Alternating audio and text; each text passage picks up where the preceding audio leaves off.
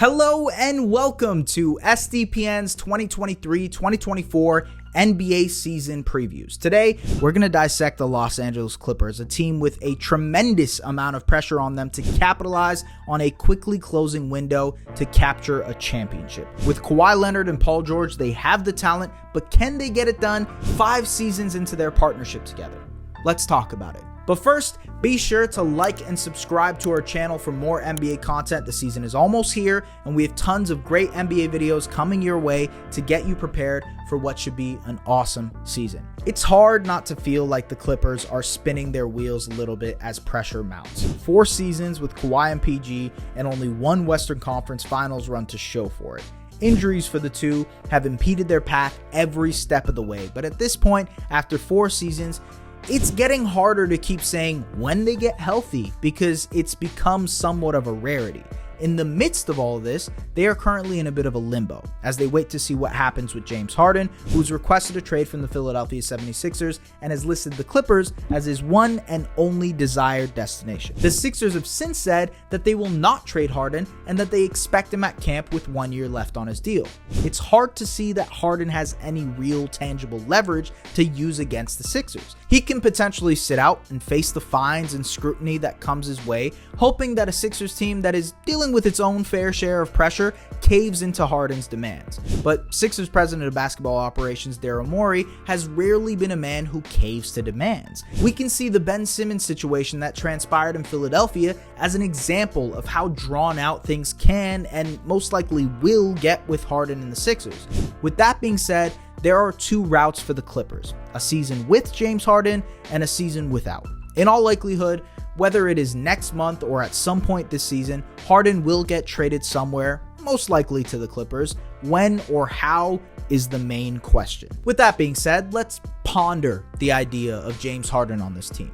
The Clippers have desperately been looking for a creator, someone who can set the table for George and Leonard, and in Harden, they'd have that. Despite being 34, Harden had a good season in Philadelphia last year, almost earning an All-NBA selection. Yes, he's lost a step physically and isn't the same consistent scorer, but he's still a great playmaker and passer. He can still get downhill, although he rarely finishes there, and he can still shoot the ball at a tremendous clip. The big question will be how shots are distributed and how it would all come together in the playoffs when things matter. The Clippers have enough defensively between Leonard, George, and big man Ivica Zubac to insulate Harden on that end, and offensively, he would add a new dynamic to their team. It would be a great trade for the Clippers, okay, but it's still a risky one. He's old, and they're probably going to have to extend him in the summer to a max deal or risk him walking, and in general, despite still being a high-level player, you never know which version of him you'll get, especially now at this age. In that case, they run back mostly the same roster, having re-signed Russell Westbrook and Mason Plumlee, and once again, pray to the basketball gods for health.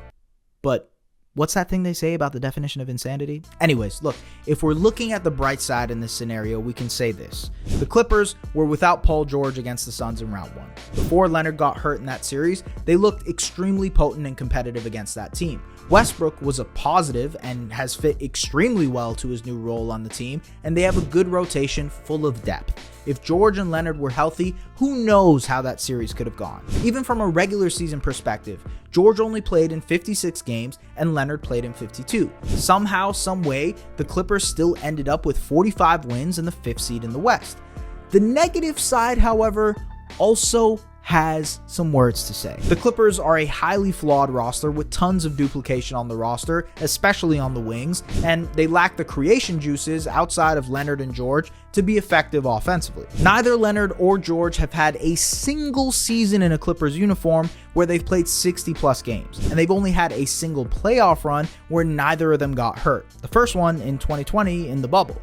They lack rim pressure, creation, and are rarely healthy, and continuing on like this is a fool's errand. As far as additions go, the primary one was trading for KJ Martin from the Rockets. Martin is a highly durable, athletic anomaly who jumps out of the gym. He's a forward that can play defense and has shown some potential of being able to knock down some shots. He has sneaky upside as a weak side rim protector on defense and is a pretty good rebounder and rim finisher for his position as well. Martin is a good pickup for the Clippers. There's no doubt in that. He can replace the aging and not as productive Marcus Morris Morris or Robert Covington on the wings and provide in some areas where they just can't anymore. But that's the only major roster change they've made. Outside of drafting Kobe Brown 30th and Jordan Miller at 48th, they've done nothing else. Re-signing Westbrook and Plumlee is good business. Adding Martin is a good fringe move, but it really isn't enough. Perhaps they have to look inwards for internal development, and the player I'm most intrigued by for the Clippers this year in that department is Terrence Mann. He wore a multitude of hats for the Clippers this season, but his minutes and usage decreased too. He's shown a propensity to handle the rock and create, but he's also a very streaky shooter and scorer. I still believe in him though, especially defensively, where he can guard multiple positions and hound you at the point of attack. And I think ultimately he can be a massive game changer for the Clippers if he takes that next step into his career heading into year 5. But head coach Ty Lue has to be willing to loosen the leash a little bit with his minutes and allow him to play his game. Some sports books don't even have win totals available for the Clippers because of the Harden situation, while others have them at 46.5. The reality is, it's impossible to actually wager on what they look like in any given season. If Kawhi and PG miraculously play more than 60 games, then yes, they have the potential to win 50 games even.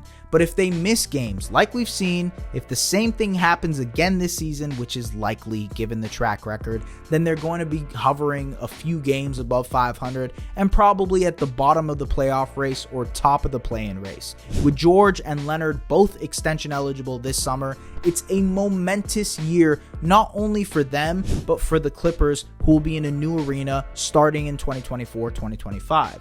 The ownership, the front office, and even Leonard and George need this season to be successful.